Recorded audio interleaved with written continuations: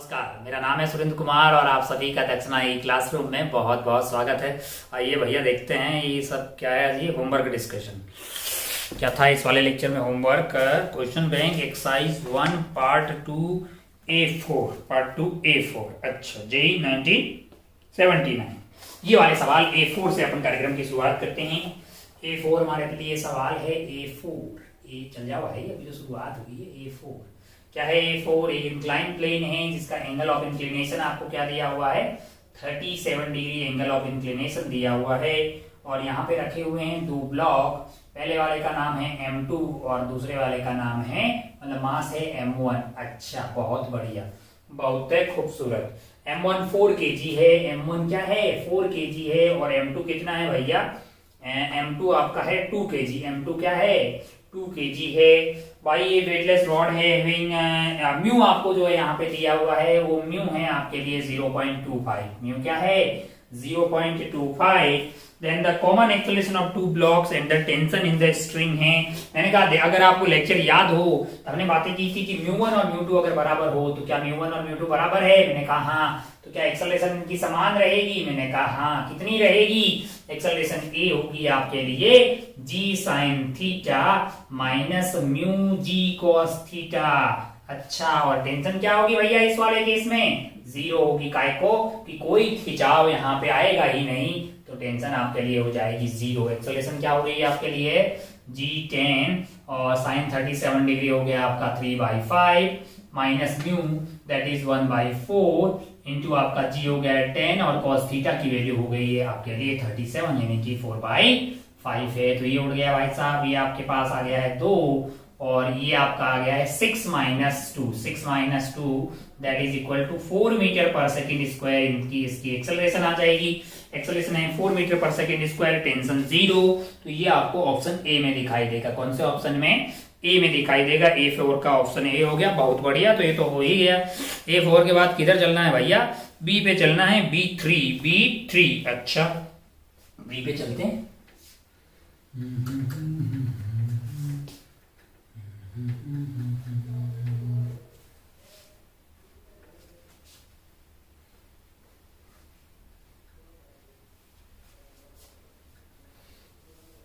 हो जाओ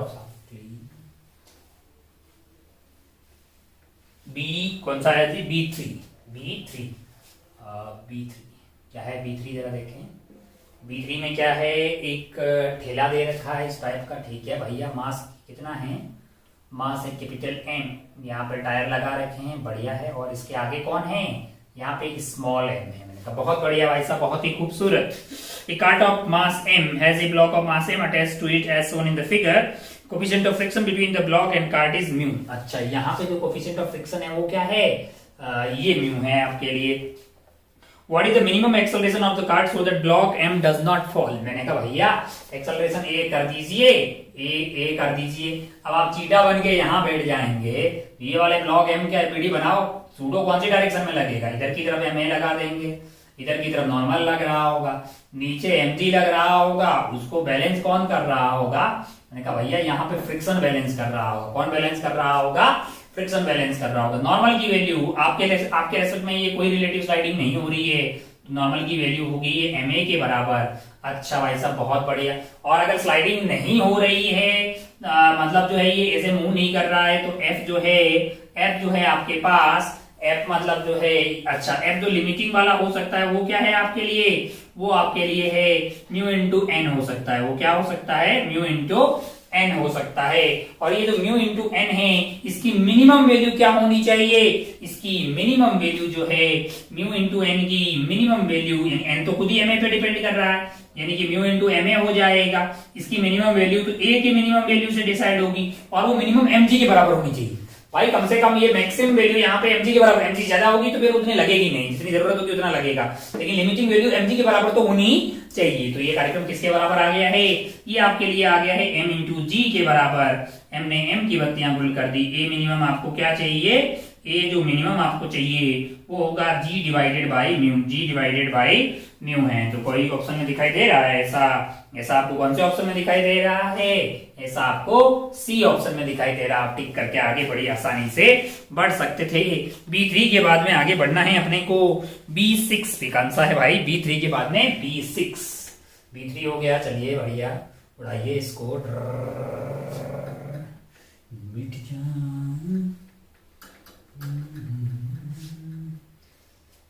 B3 के बाद में आगे बढ़ते हैं B6, B6 चल जाओ, एक मिनट।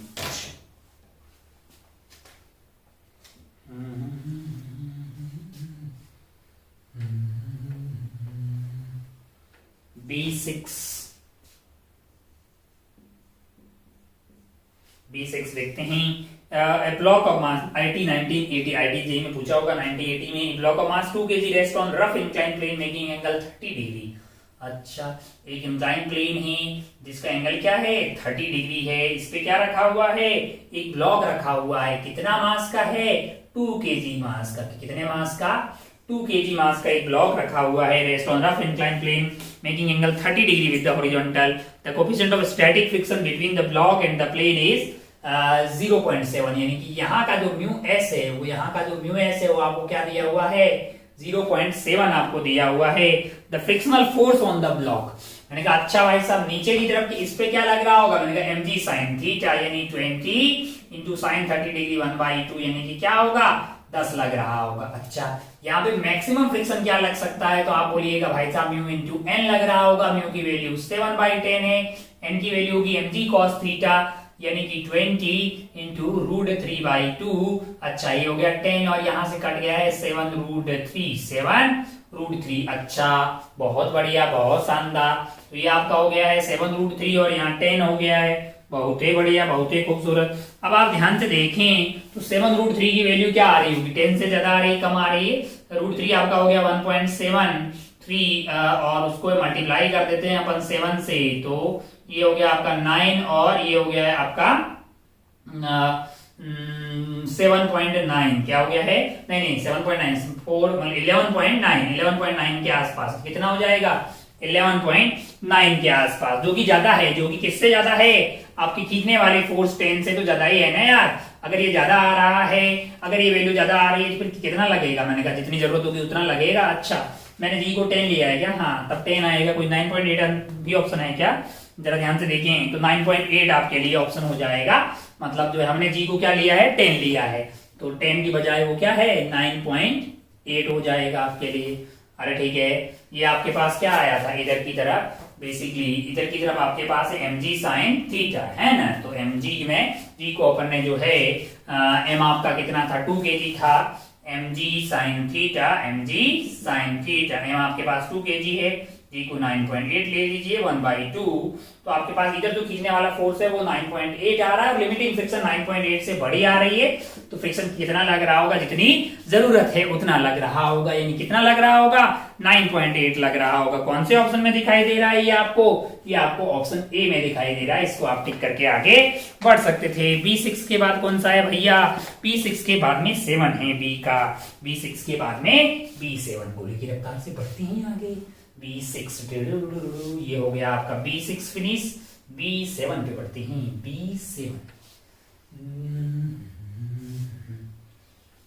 B7 देखिए जरा B7 में क्या है? B7 क्या है? B7 भैया देखिए, B7 में फोटो बना लेते हैं। यहाँ पे है ब्लॉक ए। यहाँ पे क्या है? एक ब्लॉक ए है। इसके ऊपर क्या रखा हुआ है? इसके ऊपर रखा हुआ है एक ब्लॉक सी और ये कार्यक्रम कनेक्टेड है एक पुली से। किससे कनेक्टेड हैं? एक पुली से, जो कि कहां पास होके जा रही है? जो एक ब्लॉक के पास जा रही है। ब्लॉक क्या है? बी नाम है उसका। अच्छा भाई साहब, बहुत बढ़िया।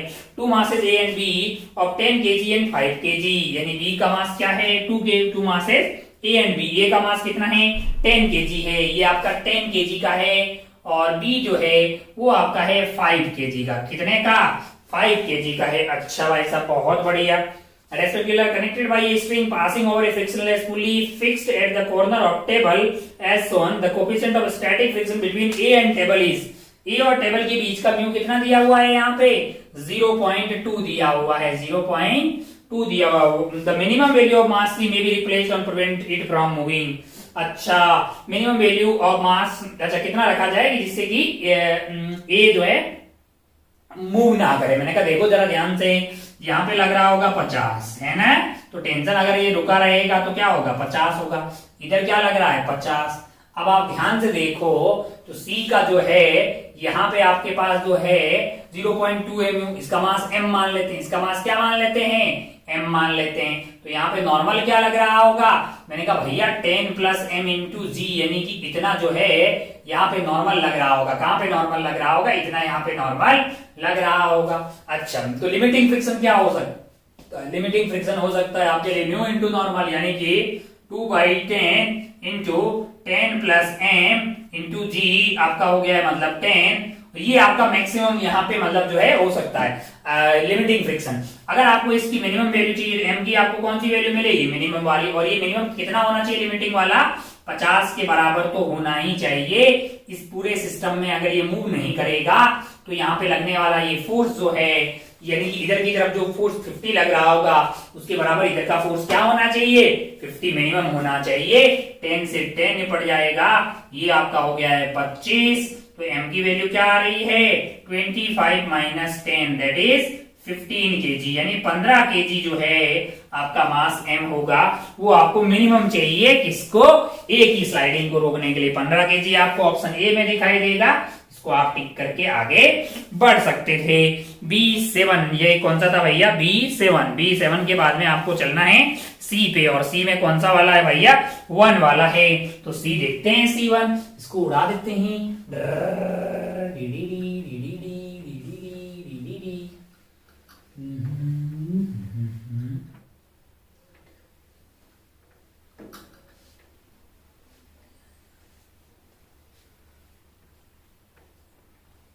C1 देखते हैं C1 देखिए भैया C1 क्या है, a block of mass 5 kg and surface area this just begin to slide down on an inclined plane when the angle of inclination is 30 degree है। अब अगर आप ध्यान से देखें तो एक एंगल ऑफ इंक्लिनेशन अपने पास है 30 डिग्री, और यहाँ पे क्या रखा हुआ है, यहाँ पे एक ब्लॉक रखा हुआ है जिसका मास क्या है 5 kg का। यहाँ पे एक ब्लॉक रखा हुआ है जिसका सरफेस एरिया है 2 मीटर स्क्वायर। सरफेस एरिया क्या है 2 मीटर स्क्वायर है। Just begin to slide when the inclined plane when the angle of inclination is 30 degree keeping the mass same the surface area block is double the angle at which start sliding. अरे भैया surface area से कुछ फर्क पड़ने वाला है ही नहीं, फिर से 30 ही आंसर आएगा। इसने स्टाइल मार के क्या बोला है कि ये एंगल ऑफ रिपोज है। एंगल ऑफ रिपोज वाले में क्या होता है mg sin थीटा, इधर वाले maximum friction mu mg cos theta के बराबर होता है। तब सॉल्व करके आपके पास tan थीटा म्यू आता है, यानी कि tan इनवर्स ऑफ म्यू आपके लिए थीटा होता है ना। अब आप सरफेस एरिया को डबल कर देंगे, पहले a था अब 2a करके 4 मीटर स्क्वायर कर दोगे। अबे तो उससे म्यू थोड़ी चेंज होगा यार, mu does not depend on surface area. ये बातें अपन ने बहुत पहले ही कर दी है। तो आंसर जो है eight which angle the start sliding, मैंने कहा 30 पे ही करेगा, कोई फर्क पड़ने वाला नहीं है। तो ऑप्शन ए जो है वो इसका आंसर हो जाएगा। आगे बढ़िए, C2 दिया गया था क्या भैया, हाँ जी 1 के नहीं C2 तो हो गया है, अब C3 पे बढ़ना है। 1 के बाद में 3 है C3। चलिए भैया इसको उड़ाते हैं अपन।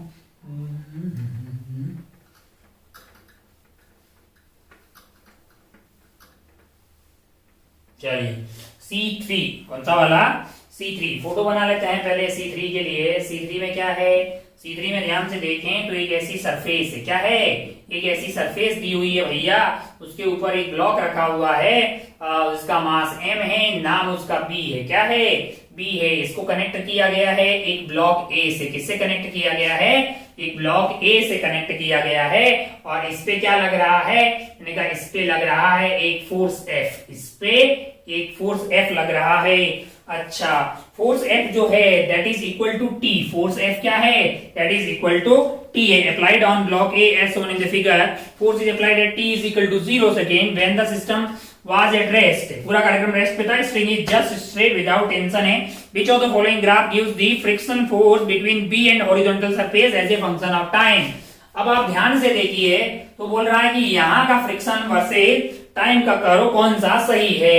साथ में इंफॉर्मेशन दी हुई है कि यहाँ का म्यू एस और म्यू के क्या है समान है। और यहाँ पे क्या है, मैंने कहा यहाँ पे म्यू एस बड़ा है म्यू के से। अच्छा, अब आप ध्यान से देखिए, पहले यहाँ पे सोचिए कि जैसे जैसे आपने टी को 0 से आगे बढ़ाने लगा, क्या ये फोर्स बढ़ने लगा? मैंने कहा हाँ। अब आप ध्यान से देखेंगे तो यहाँ पे मैक्सिमम लिमिटिंग फ्रिक्शन हो सकता है, वो है आपका म्यू एस इंटू नॉर्मल, है कि नहीं यार? अच्छा, म्यू एस और उसके बराबर ही आपका क्या हो जाएगा, म्यू के। जैसे ही एक ऐसा वक्त होगा कि ये लिमिटिंग के बराबर हो जाए कौन, फोर्स एफ, तब क्या इसमें टेंशन आएगी? मैंने कहा क्या उससे पहले इसमें कोई टेंशन नहीं होगी? मैंने कहा नहीं।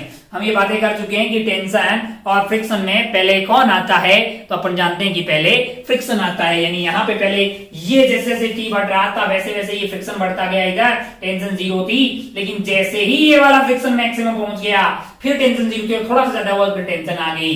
जब तक टेंशन नहीं थी तो यहाँ कोई फ्रिक्शन नहीं था, यहाँ कोई फ्रिक्शन नहीं था। अगर आप यहाँ के एफ वर्सेस टी का कर्व बनाएं, यहाँ का एफ को मैं एफ बोल दे रहा हूं, ये एफ वर्सेस टी का कर्व बनाएंगे भैया, तो कुछ टाइम तक तो टेंशन ही नहीं आएगी। मैंने कहा अच्छा भाई बहुत बढ़िया। फिर क्या होगा?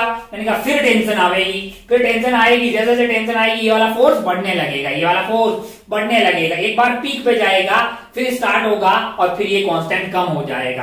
तो ऐसा कौन सा वाला होता हुआ दिखाई दे रहा है जिसमें कि ये पहले बढ़ेगा फिर मैक्स पे जाएगा और फिर कांस्टेंट हो जाएगा? स्टोरी समझ रहे हैं ना भैया? एक वक्त ऐसा होगा जब ये इस पे जो है ये वाला फोर्स जो है यहाँ के लिमिटिंग फ्रिक्शन ज्यादा हो जाएगा, तब यहाँ टेंशन आएगी। अब अगर मान लीजिए यहाँ का लिमिटिंग फ्रिक्शन है 5, तो 5 सेकंड तक इसमें कोई टेंशन नहीं होगी।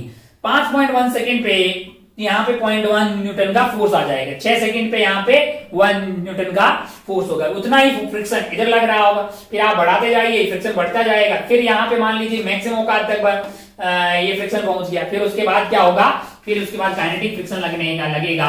और हमें दिया गया है सवाल में कि म्यू एस बड़ा है म्यू के से, तो इसका मतलब काइनेटिक फ्रिक्शन कम होना चाहिए, यानी ग्राफ ऐसा कुछ बनता हुआ दिखाई देना चाहिए, जो कि आपको कहां दिखाई दे रहा है, जो कि आपको ऑप्शन ए में दिखाई दे रहा है ना। अच्छा, अगर आप ध्यान से देखिए तो बी वाले में आपको गलत दिखाई दे रहा होगा, सी वाले में ऐसा ही है, लेकिन वो स्टार्टिंग यहाँ से नहीं भैया, यहाँ पे पहले कौन आएगा, फ्रिक्शन आएगा, टेंशन आएगी नहीं, कुछ वक्त तक तो टेंशन आएगी ही नहीं। तो सी वाला गलत हो गया, डी वाले का तो सवाल ही पैदा नहीं होता है, सी गलत, डी गलत, बी गलत, आंसर हो जाएगा आपका ए। थर्ड के बाद में C3 के बाद में हमको आगे बढ़ना है C4 एंड 5, C4 एंड 5। आइए बढ़ते हैं C4 एंड 5 की तरफ, C4 एंड 5, उड़ो लल्ला, उड़िया उड़िया।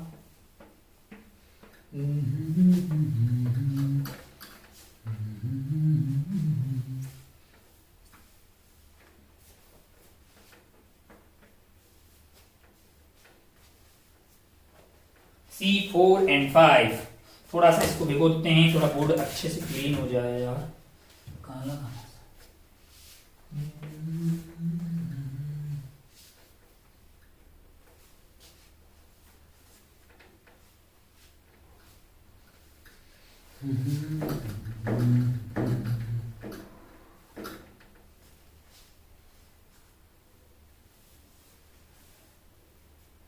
C4।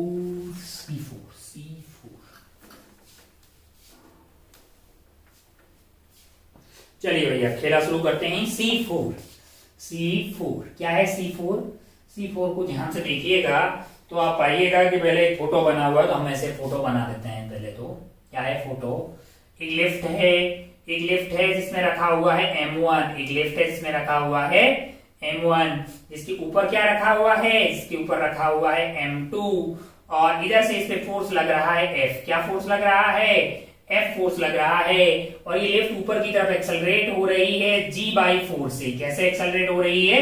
G/4 से। बहुत बड़ी। Plank of mass M1 that is equal to 8 kg, यानी M1 की कितना है? 8 kg है। M1 क्या है? 8 kg है। M2 क्या है? 2 kg। M2 क्या है? 2 kg है। M2 is 2 kg. If placed on its rough surface, lie on a smooth floor of elevator, ascending with acceleration G/4, coefficient of friction is between M1 and M2 is। M1 और M2 के बीच में coefficient of friction यानी कि यहाँ का जो mu है वो आपको क्या दिया हुआ है? यहाँ का म्यू आपको दिया हुआ 1/5। क्या दिया हुआ है? 1/5 दिया between M1 and M2। Horizontal force लग रहा है। कहाँ लग रहा है भैया? यहाँ लग रहा है। कितना लग रहा है? ये वाला फोर्स आपके लिए लग रहा है 30 न्यूटन। क्या लग रहा है? 30 न्यूटन, इसमें कोई दोहराए वाली बात नहीं है। अच्छा, then the acceleration of bar and plank in reference frame of elevator are. अच्छा, बहुत बढ़िया, बहुत ही शानदार, खूबसूरत। अब आप ध्यान से देखें, अगर आप चीटा बन के यहां बैठ जाएंगे, अच्छा अगर आप ध्यान से देखें तो ये पूरे का एक्सेलरेशन g/4 ऊपर हो रहा है, आप चीटा बन के यहां बैठ जाए, इसी के रिस्पेक्ट में बताना है सब कुछ। Then the acceleration of bar and plank m1 of 8 kg bar है, यानी कि m1 और m2 दोनों का एक्सेलरेशन आपको बताना है, किसकी फ्रेम में, इसकी फ्रेम में। अच्छा, बहुत बढ़िया। तो ये वर्टिकल वाला तो इस भाई को कोई फर्क पड़ने वाला नहीं है, इसको कोई फर्क पड़ने वाला नहीं है, मैंने कहा। अच्छा, अब आप इनके रिस्पेक्ट में अगर एनएलएम लगाएंगे तो ये है आपका m2, ये है आपका m2, और ये कौन है, मैंने कहा ये है आपका m1। ये क्या है, m1 है। m1 कितने किलो का है, ये 8 kg रख देते हैं, और ये आपका है 2 kg।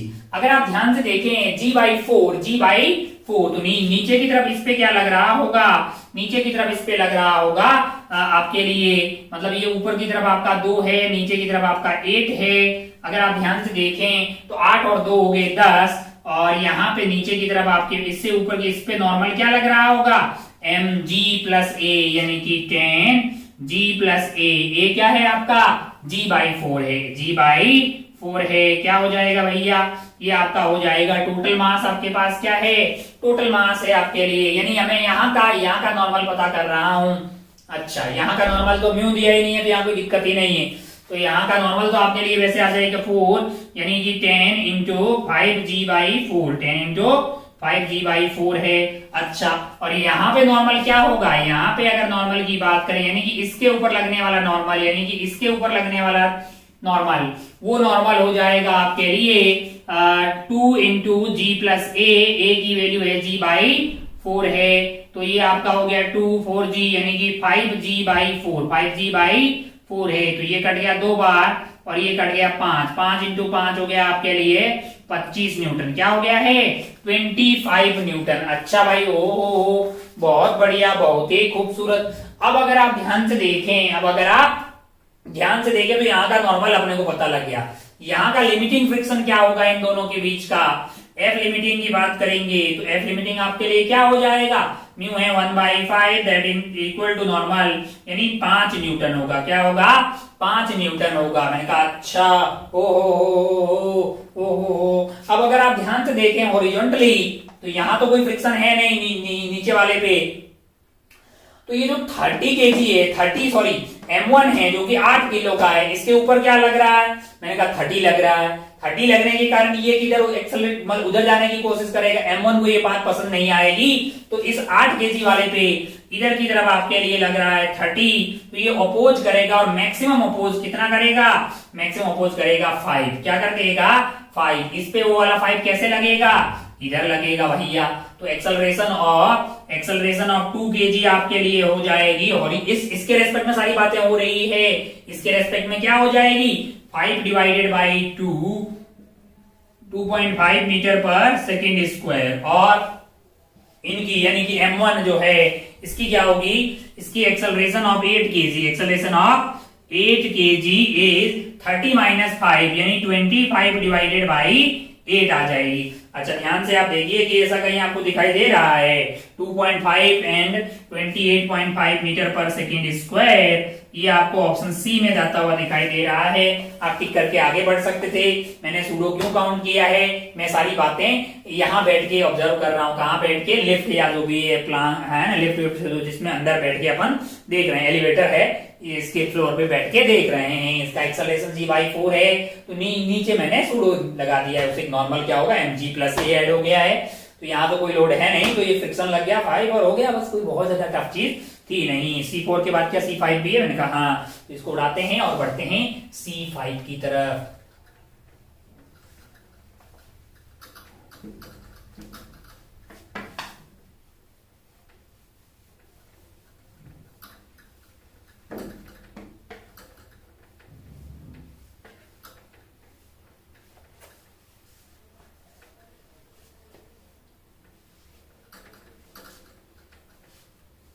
C5 क्या है भैया, C5 देखिए जरा ध्यान से। C5 a man of mass m is applying a horizontal force to slide a box of mass m on a horizontal rough surface, it is known that man does not slide. अच्छा, एक man है, किसको slide करवा रहा है? A man of mass M, a man of mass M is applying horizontal force to slide a mass M dash का ये है, और भैया जी जो है यहाँ पे खड़े हैं, इनका मास क्या है? मास एम है, ये हॉरिजॉन्टल फोर्स लगा रहे हैं इस पे, applying A slide box and horizontal surface, it is known that the man does not slide है। अच्छा, आदमी स्लाइड नहीं कर रहा है। The coefficient of friction between the shoes of the man and the floor is mu. यहाँ पे क्या है? कोएफिशिएंट ऑफ फ्रिक्शन म्यू है। मैंने कहा अच्छा, between the box and the floor is mu dash. मैंने कहा यहाँ पे क्या है? यहाँ म्यू डैश दिया हुआ है। अच्छा, the coefficient of friction between the shoes and in which of the following cases certainly not possible to slide the box है। अच्छा, बॉक्स मतलब अगर आप ध्यान से देखें, अगर आप देखें, आदमी ने क्या किया है? आदमी ने यहाँ पे फोर्स F लगाया। किस पे लगाया?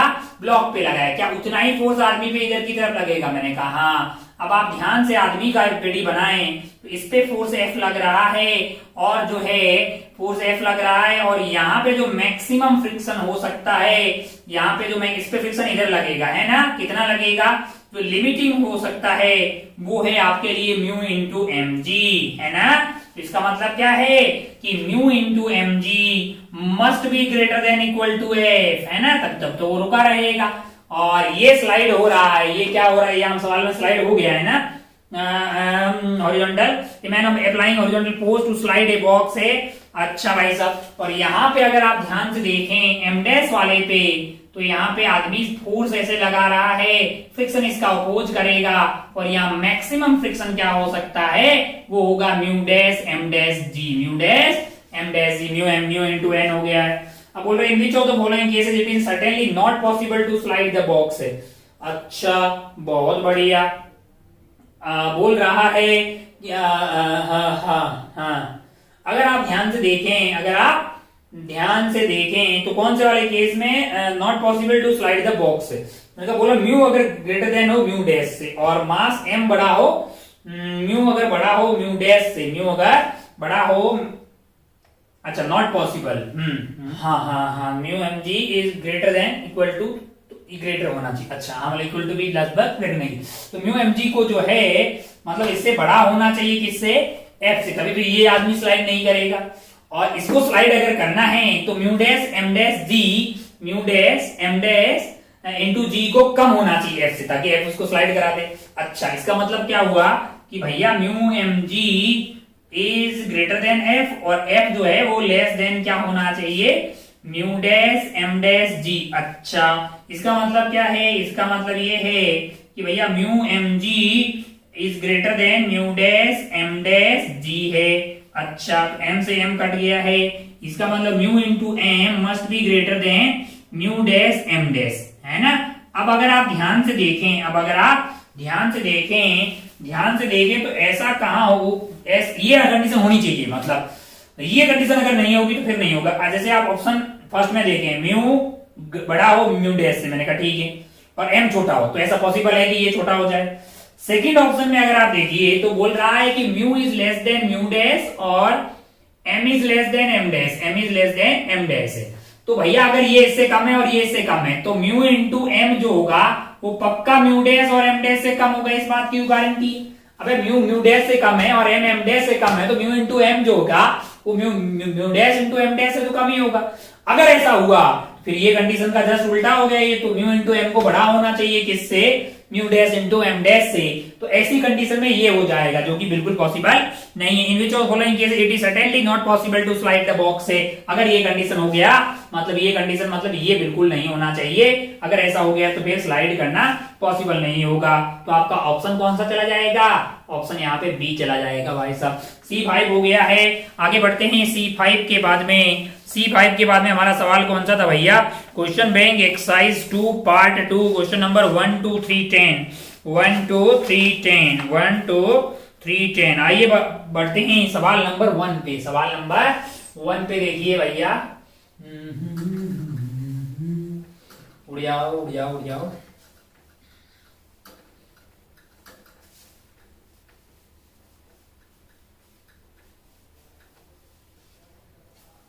सवाल नंबर 1 वन देखिए जरा ध्यान से। वन में क्या है, body is projected up along the rough incline plane from the bottom with some velocity, it travels up the incline plane and return back if the time of ascend is TA and then descend is TD। अच्छा, तो कौन सा ज्यादा होगा? एक body है जो कि बेसिकली ऊपर फेंकी गई है। अच्छा भैया, projected up along the rough incline plane from the bottom of some velocity, it travels up the incline plane return back if the time of ascend is this. ये यहां से यहां जाती है, लौट के वापस आ जाती है। जाते हुए इसका एक्सेलरेशन मतलब रिटार्डेशन रहा होगा।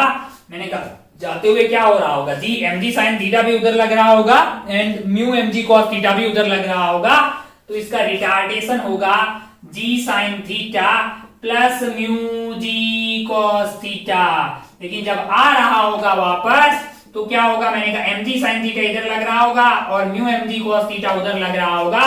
तब वो एक्सेलरेट हो रहा होगा और एक्सेलरेशन होगी g sin theta minus mu g cos theta. अगर मैं इसके मैग्नीट्यूड को A1 बोल दूं, मैग्नीट्यूड को A1 बोल दिया मैंने, यहाँ पे मैग्नीट्यूड है A1, यहाँ पे मैग्नीट्यूड है A2, तो भैया A1 बड़ा है, मैग्नीट्यूड है बेसिकली वो रिटार्डेशन है, A1 ज्यादा है कंपेयर टू A2। आपको दूरी समान कवर करनी है तो आपके लिए L जो होगा L इज इक्वल टू, अगर आप ध्यान से देखें, यहां से यहां जा रहे हैं आप, यहां से यहां जा रहे हैं तो आपको कितना टाइम लगेगा, S equal to UT plus half AT square, या फिर इसको बोल सकते हैं अपन VT minus half AT square, ऐसा बोला जा सकता है। अरे भाई S equal to UT plus half AT square भी होता है, VT minus half AT square भी होता है। तो V आपकी 0 हो गई, यहां जाके रुक गए हैं तो 0 हो गया है और एक्सेलरेशन नेगेटिव थी तो पॉजिटिव हो जाएगी। तो ये आपका हो गया है प्लस और मैग्नीट्यूड मतलब इस साइन डाल देंगे तो ये आपका A1 हो गया है A1T स्क्वायर, और उसको अपन ने क्या बोल दिया है, जाने वाले को T असेंडिंग बोल दिए हैं। तो T असेंडिंग यहां से क्या आ जाएगा, under root of 2L divided by A1 आ जाएगा, डिवाइडेड बाई A1 आ जाएगा। अब आप ध्यान से देखिएगा, if the travels of the inclined plane return back, आते हुए क्या हो रहा है, फिर से आप क्या लगाइए, S equal to UT plus half AT square, UT plus half AT square. दूरी आपको कितनी कवर करनी है, L करनी है, U आपका 0 हो जाएगा, प्लस एक्सेलरेशन है इस बार A2 है, T स्क्वायर है, तो आपका जो टाइम ऑफ डिसेंट होगा वो क्या हो जाएगा लल्ला, 2 इंटू L है divided by 2 into L divided by क्या आ गया आपके लिए, A2 आ गया है। अब आप ध्यान से देखिएगा तो A1 और A2 में कौन बड़ा है, अगर A1 बड़ा है A2 से, अगर A1 का मैग्नीट्यूड बड़ा है A2 से, फिर टाइम कौन सा बड़ा होना चाहिए, TD बड़ा होना चाहिए TA से। इसका मतलब क्या है, TD बड़ा होना चाहिए TA से, TD बड़ा होना चाहिए TA से, जो कि आपको ऑप्शन सी में दिखाई देगा, TD बड़ा हो TA से, यानी कि ऑप्शन सी में आपको ऐसी घटना होती हुई दिखाई दे रही है। तो ये फर्स्ट हो गया है भैया। फर्स्ट के बाद में कौन सा सवाल है, 1 2 3 10, 1 2 2 भी है, 2 देखते हैं, आगे बढ़ते हैं 2 पे, इसको उड़ा देते हैं तुरंत।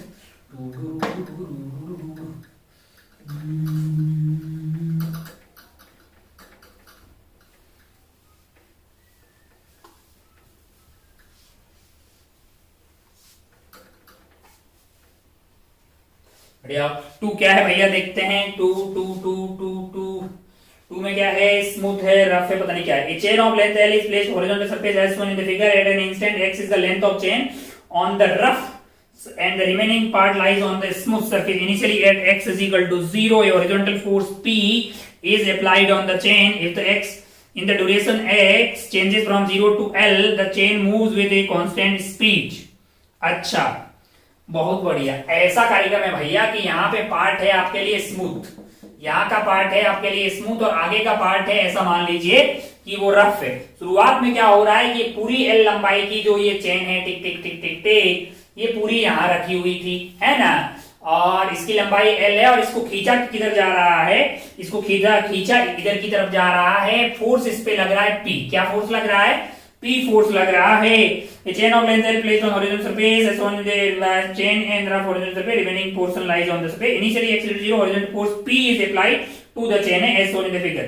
In the duration X changes from X equal to 0 to L, chain to move with a constant speed. अच्छा, कांस्टेंट स्पीड से चल रही है, कैसे चल रही है, कांस्टेंट स्पीड से चलाने के लिए आपको क्या करना, मान लो कि भाई T is equal to 0 पे X is equal to 0 है, टी टाइम के बाद में कितना पार्ट जो होगा वो रफ से मतलब स्मूथ से रफ पे आ जाएगा। तो आप बोलेंगे साहब कि मतलब वही वाला इसकी रफ्तार अगर वी है, मान लो कि रफ्तार क्या है वी है, तो कितना पार्ट यहाँ पे पहुंच जाएगा इस वाले पार्ट पे। तो आप बोलेंगे साहब कि ये जो है थोड़ा सा आगे की तरफ खिसक जाएगा, कितना जाएगा, तो आप बोलिएगा कि ये वाला पार्ट x गया है और x होगा स्पीड इंटू टाइम। x क्या हो जाएगा स्पीड इंटू टाइम है। अच्छा, और अगर अच्छा भाई साहब बहुत बढ़िया बहुत शानदार। और इसका मतलब जो है यहाँ पे जो फ्रिक्शन एक्स्ट्रा डेवलप होगा, फ्रिक्शन अच्छा निकालना क्या है चेंज मूवमेंट कांस्टेंट। अच्छा हाँ, अब आप ध्यान से देखें तो P कांस्टेंट तो फिर नहीं हो सकता। मतलब अगर आप ध्यान से देखें तो इस वाले पार्ट का मास क्या होगा, इस वाले पार्ट का मास होगा। पहले आपके लिए फोर्स क्या था, मतलब कुल मिला के अगर वेलोसिटी कांस्टेंट है तो एक्सेलरेशन क्या हुई जीरो, एक्सेलरेशन जीरो। पहले P लग रहा था, अब आपके पास जो एक्स्ट्रा जो फोर्स लगेगा वो आपको क्या करना होगा, मतलब आपके P जो है P के जस्ट बराबर जो है, मतलब P जो है वो किसके बराबर होना चाहिए फ्रिक्शन के बराबर। अब आप यहाँ ध्यान से देखें तो फ्रिक्शन क्या हो जाएगा, ये वाला जो पार्ट है इसका मास मान लेते हैं, टोटल मास m है, लेंथ l है, v इंटू टी इंटू आपने g कर दिया इतना नॉर्मल आ गया, इंटू आपने म्यू कर दिया इतना फ्रिक्शन लग रहा होगा, और that must be equal to p, that must be equal to p है, ये p के बराबर होना चाहिए। तभी क्या होगा, मैंने कहा ये अगर वक्त के साथ बढ़ रहा है तो क्योंकि म्यू कांस्टेंट है, m constant, l constant, g constant, v constant है, तो आपको टाइम के साथ इंक्रीज होने वाला मतलब जो है p चाहिए। p जो है वो टाइम के साथ इंक्रीज होना चाहिए, क्योंकि जितना फ्रिक्शन होगा उतना ही आपको p होना पड़ेगा, तभी तो यूनिफॉर्म वेलोसिटी चलेगा भाई साहब। तो ये आप अगर ध्यान से देखें तो magnitude of p should increase with time, ये आपका ऑप्शन ए जो है वो मैच होता हुआ दिखाई देगा। यहाँ पे ऑप्शन सी है कि डिक्रीज होगा, ऑप्शन बी है वो गलत है। Magnitude of p should increase first then decrease, नहीं, magnitude of p should increase decrease first. अब जब तक आप जो है ऐसे करते रहोगे भाई टी बढ़ाना पड़ेगा, क्योंकि आपका जो है जो पार्ट ऑन रफ पार्ट है वो इंक्रीज होता रहेगा, तो वहां पे जो फ्रिक्शन बढ़ता रहेगा, फ्रिक्शन बढ़ाता रहेगा, तो पी को बढ़ाना पड़ेगा ना, तभी तो यूनिफॉर्म वेलोसिटी चलेगा। क्योंकि हम चाहते हैं कि यूनिफॉर्म वेलोसिटी चले तो एक्सेलरेशन क्या होनी चाहिए, शून्य होनी चाहिए, इसका मतलब नेट फोर्स क्या होना चाहिए, जीरो होना चाहिए। ये सवाल था 2 के बाद में कौन सा सवाल है भैया 3 and 10। 3 वाला सवाल देखते हैं क्या बोल रहा है 3 वाला सवाल।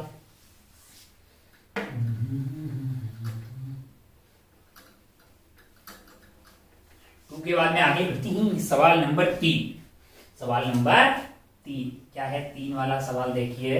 थर्ड वाला सवाल, upper portion of incline plane of inclination alpha is smooth and lower portion is rough. एक इंक्लाइन प्लेन है जिसका एंगल ऑफ इंक्लिनेशन क्या दिया हुआ है, अल्फा दिया हुआ है, लोअर पोर्शन इज रफ है, अपर वाला स्मूथ है। अच्छा, a particle slide down from the rest on the top and just come to rest at the foot. The ratio of the smooth length to length are in m raised to n है।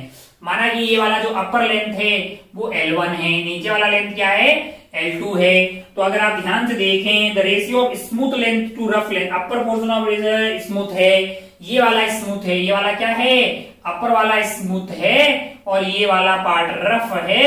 और अगर मैं L1 by L2 की बात करूं तो ये कितना दिया हुआ है, ratio of the smooth to rough of length है जो कि m बटा n है। क्या है m बटा n है, m रेज टू n दिया हुआ है। तो अब आपसे पूछ रहा है कि अपर portion of particle slide down from rest and, अच्छा रेस्ट से स्टार्ट होता है, रेस्ट से स्टार्ट होगा, यहाँ आते हुए वो v रफ्तार से चलेगा, यहाँ आते हुए उसकी रफ्तार फिर 0 हो गई है। इसका मतलब क्या है कि यहाँ पे एक्सेलरेशन उसकी क्या रही होगी, स्मूथ था, आपकी रही होगी g sine alpha, g sine alpha, फिर एक्सेलरेशन पीछे हो गई होगी, है ना। अच्छा, इसका मतलब क्या है, इसका मतलब है कि म्यू जी कोस अल्फा बड़ा होना चाहिए जी साइन अल्फा से। कैसे भैया, M G sine theta sine alpha नीचे लग रहा होगा, mu M G cos alpha पीछे लग रहा होगा, पीछे वाला ज्यादा होना चाहिए, और ये आपका जो है मतलब ये एक्सेलरेशन फिर इतनी मैग्नीट्यूड की ऊपर की तरफ रहेगी, तभी तो इसकी स्पीड कम होगी। मैंने कहा अब आप ध्यान से देखें, अब अगर आप ध्यान से देखें तो आप जानते हैं कि v square is equal to you square plus 2a में लगा सकता हूं। यहाँ पे v मान लो v हो गया है, u 0 था, एक्सेलरेशन क्या थी यहाँ पे g साइन अल्फा थी, g साइन अल्फा थी, लेंथ क्या थी भैया L1 लेंथ थी। फिर आप यहां से यहां लगाइए, आप क्या कीजिए यहां से यहां तक लगाएंगे अगर आप, तो आपको क्या करना पड़ेगा, फिर से V square is equal to you square plus 2as लगानी होगी। अब आप ध्यान से देखें तो आपका v यहाँ पे हो जाएगा 0 और u स्क्वायर आपका क्या है, वही आपका v स्क्वायर है, लेकिन एक्सेलरेशन नेगेटिव होगी, यानी कि ट्वाइस ऑफ, और उसका मैग्नीट्यूड क्या है, उसका मैग्नीट्यूड होगा mu G cos alpha minus जी साइन अल्फा। चले आप कितने हैं, मैंने कहा ये आप चल गए हैं, आप चले गए हैं L2, है ना। अच्छा भाई बहुत बढ़िया, तो इन दोनों का रेशियो वेशियो ले लीजिए। क्या निकालना है हमको, हमको क्या निकालना है जी, हमको निकालना है कि then coefficient of friction as, मैंने कहा निकाल लेते हैं, उसमें क्या है, इसको इधर ले आइए, वी स्क्वायर हो गया, रेशियो ले लीजिए तो 1/1 हो गया है, ऊपर आपके पास आ जाएगा 2g sine alpha, 2g sine alpha into L1 divided by आपके लिए आ गया है, यहां से कॉमन आपके लिए आता हुआ दिखाई दे रहा है g, यहाँ पे हो जाएगा 2 म्यू कोस अल्फा, 2 म्यू कोस alpha minus sine alpha into L2a, into क्या है L2a। अब आप ध्यान से देखें तो ये g ने g की बत्तियां गुल कर दी है, और आपके लिए ऊपर है 2 साइन अल्फा। अगर आप L1 बाई L2 की बात करें तो ये वाली वैल्यू क्या हो जाएगी आपके लिए, m बाई n है, L1 बाई L2 का ये रेशियो हो रहा है m बटा n है। अब आप ध्यान से देखें तो 1/1 is equal to twice of sine alpha divided by, ये आपको वैल्यू आ गई है, इसको सॉल्व तो करना है, अब क्या है यार, माइनस साइन अल्फा, और ये था m बटा n है, यानी ये पूरा कार्यक्रम क्या है आपके लिए L2 बाई L1 है, L2 बाई L1 उधर ले जाइए तो L2 बाई L1 हो जाएगा आपके लिए n बटा m, यानी कि यहाँ हो गया n, यहाँ क्या हो गया है m हो गया है। इसको सॉल्व करना होगा ताकि म्यू मिल जाए, करें क्या, कर लेते हैं कोई सा भी जो भी आ रहा है, आइए करते हैं। ये आपका हो गया है 2 mu n cos alpha minus of n sine alpha that is equal to 2m sine alpha, 2m sine alpha है। क्या चाहिए हमको, हमको चाहिए म्यू, हमको क्या चाहिए, म्यू चाहिए। कहां से मिलेगा, मैंने कहा यहां से मिल जाएगा, यहां से आपको 2 म्यू n कोस अल्फा जो है इसकी वैल्यू क्या हो जाएगी, यहां से साइन अल्फा कॉमन आ जाएगा, और आपके लिए क्या बच जाएगा यहाँ पे 2m प्लस n है। तो यहां से म्यू की वैल्यू क्या आ गई आपके लिए, म्यू की वैल्यू आ रही है sine alpha by cos alpha, tan alpha बन जाएगा, इस तरह का कुछ बनता हुआ दिखाई दे रहा है। ये आपका बन गया है 10 अल्फा, और यहाँ पे क्या था, मैंने कहा 2m प्लस n है, नीचे डिवाइडेड बाई आपका आ जाएगा 2n, क्या आ जाएगा 2n 10 alpha divided by 2n is equal to 2m plus 1। अच्छा बहुत बढ़िया, बहुत ही खूबसूरत। कुछ कैलकुलेशन मिस्टेक किया है कि ऐसा तो कोई ऑप्शन नहीं आ रहा है, m प्लस n है, m plus n divided by n, कहाँ गलत किया है, कहीं घोटाला देख लेते हैं यार। हाँ कहाँ पता नहीं क्या किया, नींद सा आ रहा है। V square is equal to you square plus 2as लगा दिया, हाँ तो v square is equal to आ गया है 2g साइन अल्फा L1, बहुत बढ़िया, यहाँ 0 हो गया है, यहाँ वी स्क्वायर 2 म्यू जी हाँ L2, अच्छा 2 म्यू कोस अल्फा माइनस जी साइन अल्फा इंटू L2, तो डिवाइड कर दिया है 2g sine alpha L1 divided by, अच्छा 2as है, अच्छा यहाँ पे गलती किया ना लल्ला, अरे भैया ये पूरा एक्सेलरेशन था 2a, तो यहाँ पे क्या आएगा 2 आ जाएगा, यहाँ 2 आ जाएगा, तो यहाँ पे तो 2 साइन अल्फा रहेगा ना भैया, यहाँ पे 2 साइन अल्फा रहेगा, तो कहाँ रहेगा 2, यहाँ पे रहेगा 2 साइन अल्फा, है ना, यहाँ पे 2 साइन अल्फा रहेगा आपके लिए। अच्छा तो यहाँ से 2 आ जाएगा, यहाँ पे 2 आ जाएगा ना लल्ला, तो ये सब 2 काट दीजिए जी, ये 2 खत्म हो गया है, 2 खत्म हो गया है। अब देखिए जरा ध्यान से, घोटाला, अब देखिए जरा ध्यान से क्या हो रहा है, ये है आपके लिए mu N cos alpha that is equal to आपके लिए n साइन अल्फा है, तो यहाँ से साइन अल्फा कॉमन आ जाएगा, तो आपके लिए बच जाएगा इधर m प्लस n, क्या बच जाएगा m प्लस n बच जाएगा। और अगर आपको म्यू चाहिए, तो ये वैल्यू आ गई है आपके लिए sine alpha by cos alpha, आपके लिए बन गया है 10 अल्फा, और ये बन गया है m plus n divided by आपके लिए आ गया है N, M plus N divided by N है। ये कौन से ऑप्शन में दिखाई दे रहा है भैया? ये ऑप्शन ए में दिखाई देगा। कौन से वाले ऑप्शन में दिखाई देगा? ऑप्शन ए में दिखाई देगा। टिक करके आगे बढ़ सकते थे। थर्ड वाले सवाल के बाद में है शायद सवाल नंबर 10। कौन सा वाला? सवाल नंबर 10। 1 2 3 then question number 10। आइए बढ़ते हैं सवाल नंबर 10 की तरफ।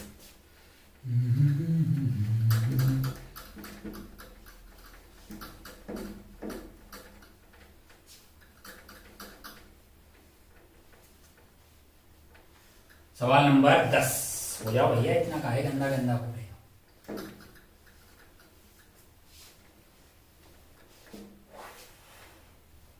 सवाल number 10।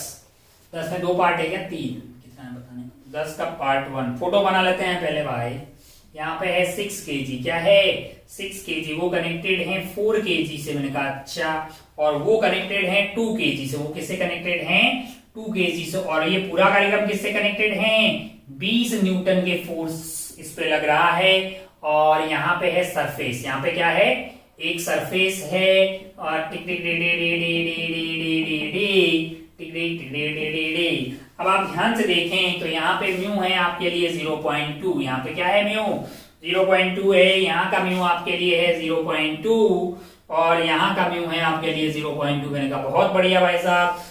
in the arrangement shown tension in the string connecting 4 kg and 6 kg। मैंने कहा अगर आप ध्यान से देखें तो यहाँ पे मैक्सिमम फ्रिक्शन हो सकता है 2/10 यानी 1/5 into 20 that is equal to 4 Newton. यहाँ पे मैंने कहा यहाँ पे 1/5 into 40 that is 8 न्यूटन। क्या हो सकता है? 8 न्यूटन। यहाँ पे क्या हो सकता है? मैंने कहा यहाँ पे आपके पास 1/5 इंटू 60। 1/5 इंटू 60 तो क्या हो जाएगा आपके लिए? 12 न्यूटन। क्या हो जाएगा? 12। अगर आप ध्यान से देखें 1/5 इंटू 60। हाँ तो ठीक है 12 लिख दिया। अगर आप ध्यान से देखें 12 + 8 + 4। अच्छा तो ये 20 से ज्यादा हो रहा है। इसका मतलब ये स्लाइड तो नहीं करेगा। इसका मतलब ये स्लाइड करने वाला नहीं है।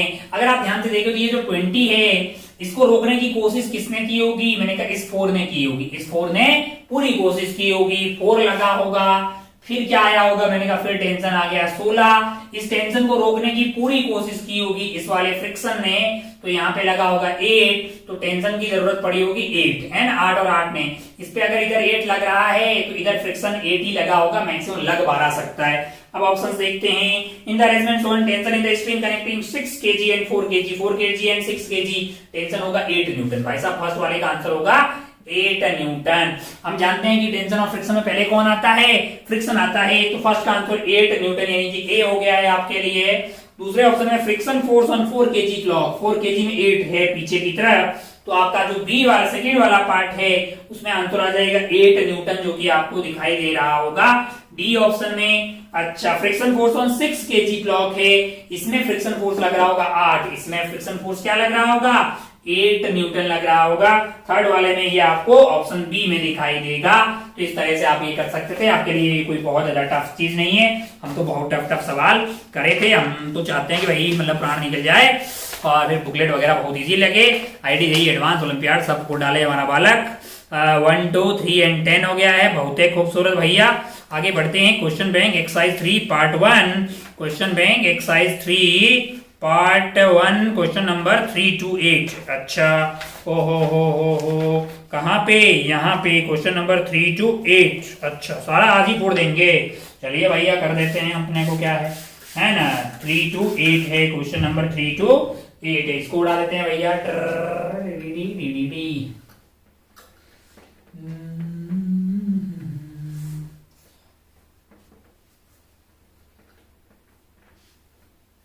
Question number 8 question number 3 to 8 है एक्सरसाइज 3 का। अच्छा AIEEE के आए हुए सवाल देखते हैं भैया। 3 क्या है? A block rest on rough incline plane making angle 30 degree with the horizontal. यानी 30 डिग्री के एंगल वाला अपने पास एक इंक्लाइन प्लेन है। ये एंगल है आपके लिए 30 डिग्री। इस पे कौन रेस्ट कर रहा है? एक ब्लॉक रेस्ट कर रहा है। अच्छा the coefficient of static friction between block and plane is 0.8 है। यानी यहाँ पे म्यू एस आपको दिया हुआ है 0.8 स्टैटिक फ्रिक्शन का coefficient. And the frictional force on the block is 10 Newton, the mass in this is. अच्छा, रेस्ट कर रहा है, रेस्ट कर रहा है तो फ्रिक्शन कितना लग रहा होगा? मैंने कहा भैया मास m होगा तो इधर mg sin थीटा लग रहा है। इसका मतलब ये है कि फ्रिक्शन की वैल्यू mg sin थीटा के बराबर होनी चाहिए। किसके बराबर होना चाहिए? mg sin थीटा के बराबर होना चाहिए। तो मास क्या है?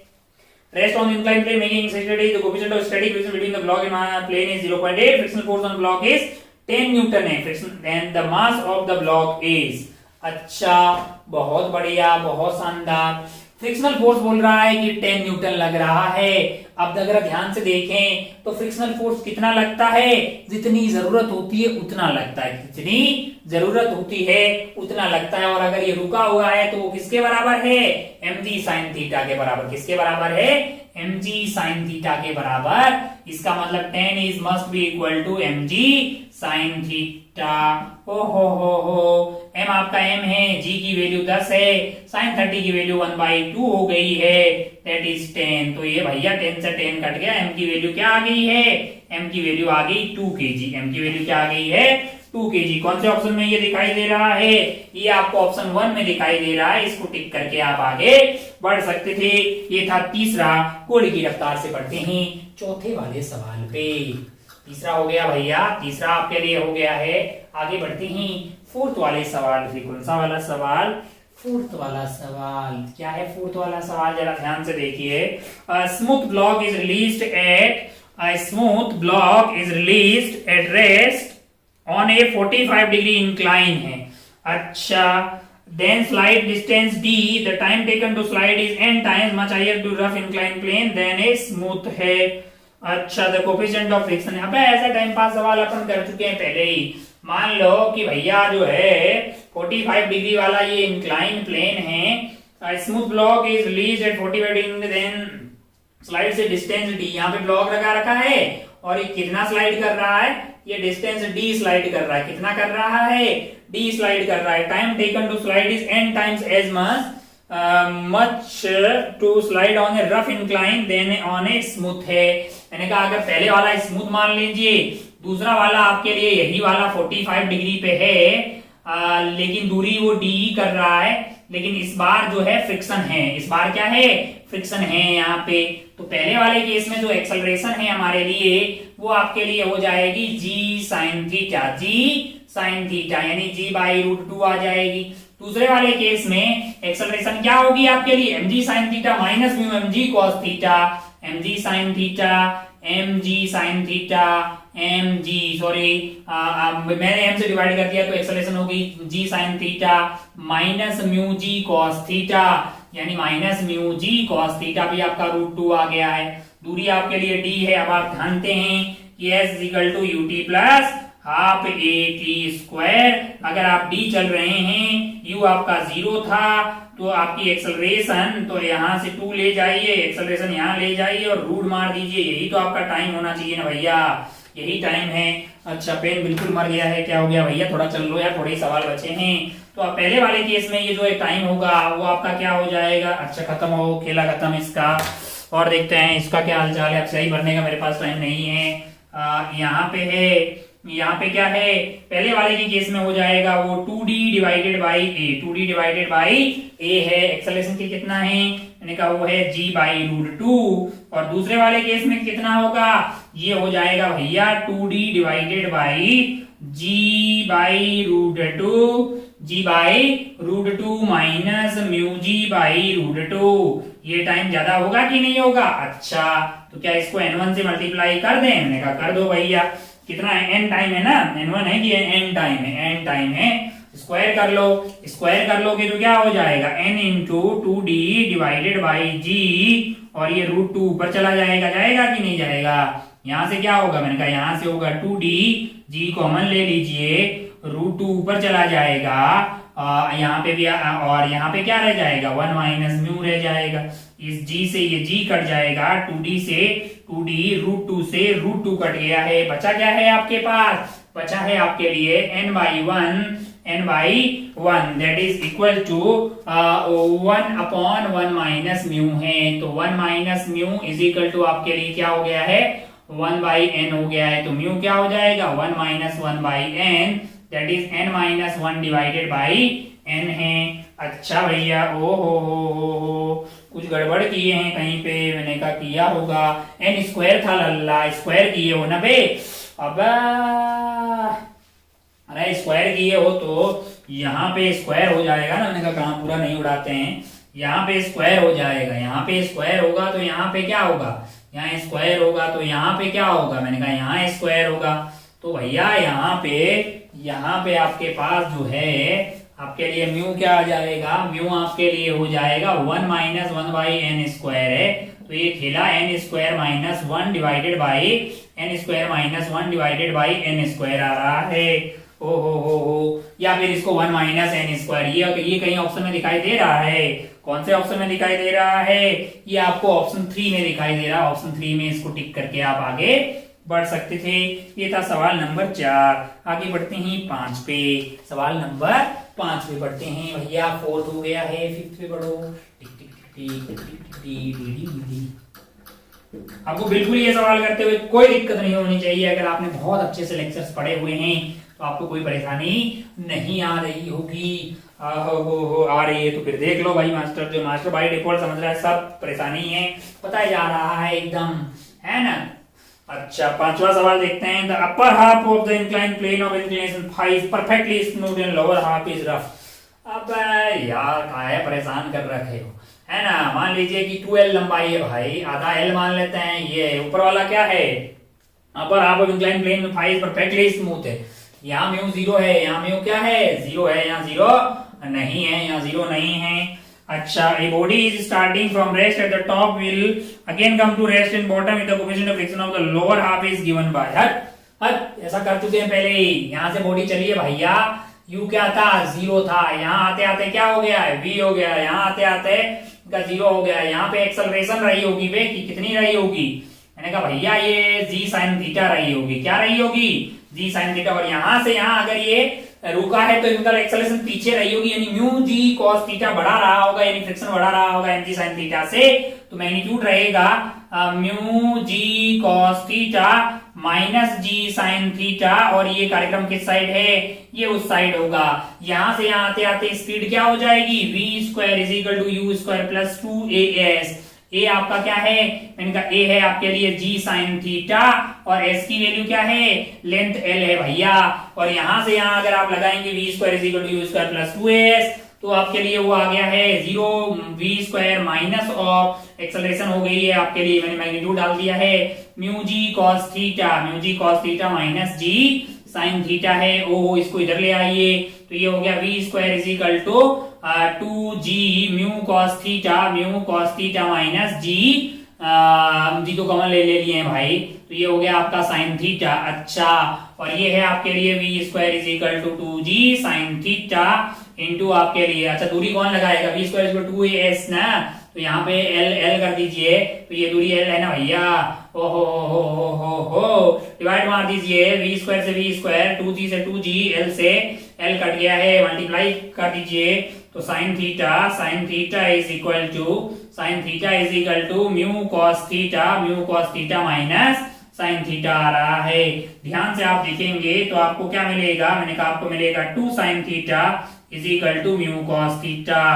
क्या चाहिए भैया आपको, म्यू चाहिए, म्यू अगर आपको चाहिए तो 2 sine theta by cos theta कर दीजिए, यानी आपके लिए वो हो जाएगा 2 टेन थीटा। क्या हो जाएगा 2 टेन थीटा, कहाँ दिखाई देगा भैया, अच्छा आपका एंगल फाई था, आपका ये जो थीटा था वो फाई था, तो आपका आंसर आ जाएगा 2 टेन फाई। क्या हो जाएगा लल्ला, 2 टेन फाई आपको आता हुआ दिखाई देगा, जो कि ऑप्शन A1 में है, तो आप 1 टिक करके आगे बढ़ सकते थे सवाल नंबर 5 में। नॉन स्टॉप आगे बढ़ते हैं, बगैर सांस लिए बगैर पानी पिए, सांस ले लेते हैं नहीं तो मर ही जाएंगे। आगे बढ़ते हैं 6th वाले सवाल पे।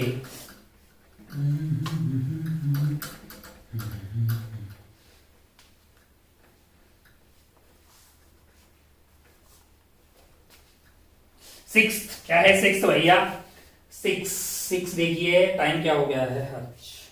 6 consider a car moving on a straight road with a speed of 100 metre per second, distance at which the car can be stopped mu इतना है। ओहो ये गाड़ी है भैया, कार जो है, कार की रफ्तार क्या है, कार मूव कर रही है, consider car moving straight road with speed of 100 metre per second, यानी कि इसकी रफ्तार थी इधर की तरफ 100 मीटर पर सेकेंड। अच्छा, बहुत बढ़िया। The distance at which car can be stopped is, mu के आपके लिए क्या है, म्यू के आपके लिए है 0.5, यानी एक्सेलरेशन आप पीछे की तरफ होगी कितनी होगी। मैंने कहा भैया मास अगर m है कार का तो आपके लिए नॉर्मल था, मतलब जो है mg के बराबर, तो रिटार्डेशन क्या होगा, फोर्स आपके लिए लगेगा आपके लिए mu mg divided by m, और ये है रिटार्डेशन तो माइनस कर दीजिए, यानी माइनस ऑफ म्यू g, यानी कि माइनस ऑफ म्यू की वैल्यू क्या है 0.5 है, g की वैल्यू क्या है 10 है, क्या आ जाएगा -5 आ जाएगा। कितना दूर जाके रुकेगा ये पूछ रहे हो, अरे भैया यहाँ पे रोक दीजिए, रफ्तार 0 हो जाएगी, तो v square is equal to u square plus 2as है, a तो नेगेटिव हो जाएगा, तो u स्क्वायर ये 0 हो गया, u स्क्वायर की वैल्यू क्या है 100 into 100 that is equal to 2 into acceleration 5 into s है। अच्छा, ये 10 हो गया, 10 ने इसकी बत्तियां गुल कर दी, तो s की वैल्यू क्या आ रही है 1000 मीटर, क्या आ रही है 1000 मीटर, 1 किलोमीटर के बाद रुक जाएगी। कहाँ ऑप्शन है भैया ये आपके लिए, ये आपके लिए ऑप्शन 4 में है। कौन से वाले ऑप्शन में है 4 में, तो आप बड़ी आसानी से इसको सॉल्व कर पाए होंगे, है ना भैया। बहुत बहुत ही खूबसूरत, बहुत ही शानदार, है ना। चलिए, तो ये हो गया है आपका 6 वाला, उड़ाते हैं इसको। 2 सवाल बचे हैं जी, 7 एंड 8, 7 एंड 8 जो है खेला खत्म कर देते हैं इसको। तो आप देख रहे हैं ना, आप सारे सवाल बहुत अच्छे से कर पाएंगे, कोई बहुत ज्यादा डिफिकल्ट आपके लिए नहीं है, आपके लिए है लेक्चर्स को समझना और उसके सवालों को समझना ज्यादा कंपेरेटिव टफ है कंपेयर टू दिस, है ना। चलिए भैया, बहुत शानदार, बहुत ही खूबसूरत। कॉन्सेप्ट आपका स्ट्रॉन्ग होना चाहिए जी। सवाल क्या है, मतलब बदलते रहते हैं सवाल। तो minimum force required to start pushing a body of the up मतलब ऊपर up a rough inclined plane is F1, and while the minimum force needed to prevent the sliding from down is F2, then inclined plane makes angle theta. अच्छा, then horizontal such that tan theta is 2 mu, then the ratio of the F1 by F2 है।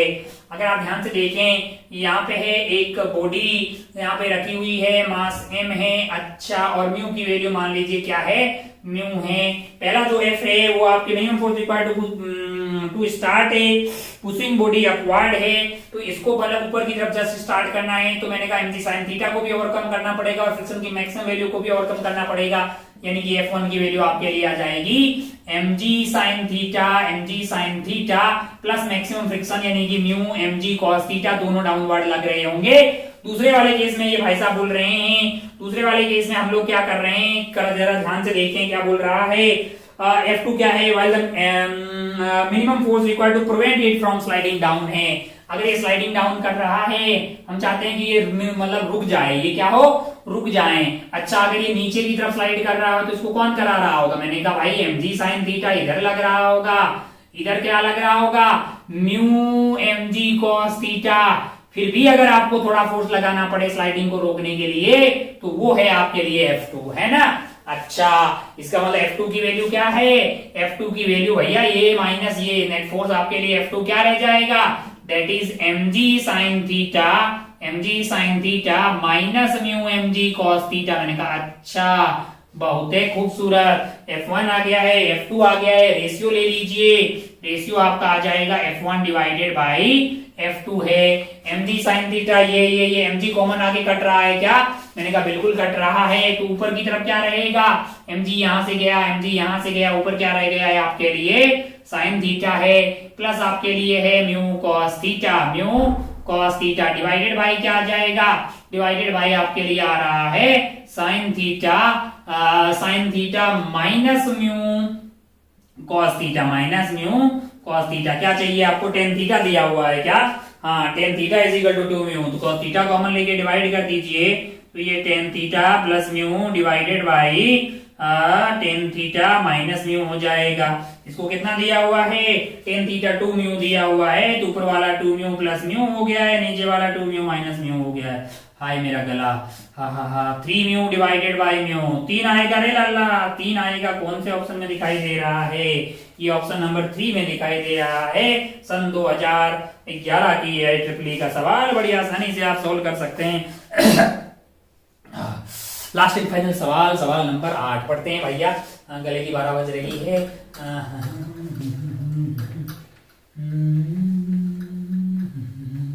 हो जाओ यार साफ, थोड़ा सा एक ही तो सवाल बचा है।